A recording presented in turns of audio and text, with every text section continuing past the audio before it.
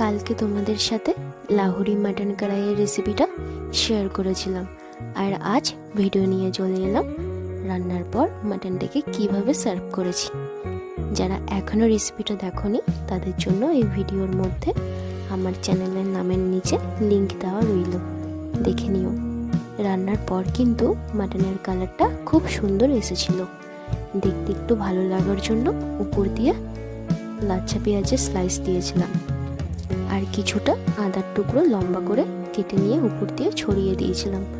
জানো তো, এই মাটন কড়াইটার সাথে আদা স্লাইসগুলো খুব ভালো লাগে মুখে পড়লে। আর এই লাহোরি মাটন কড়াইয়ের সাথে নিয়েছিলাম হচ্ছে রুটি। এটার সাথে রুটি নান খুব ভালো লাগে, তোমরা এটা রাইস দিয়েও ট্রাই করতে পারো। আর সাথে ছিল একদম রেস্টুরেন্টের মতো স্পাইসি লাচ্ছা পেঁয়াজ।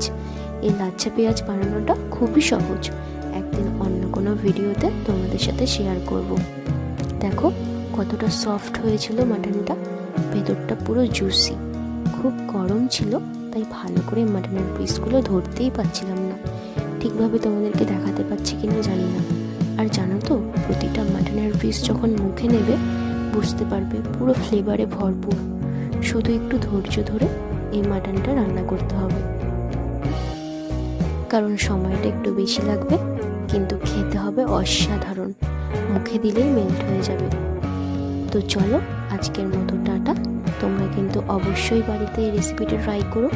যদি ভিডিওটা ভালো লেগে থাকে তাহলে একটা লাইক করে দিও, আর নিত্য নতুন রেসিপির আপডেট পেতে আমার চ্যানেলটাকে সাবস্ক্রাইব করে দিও।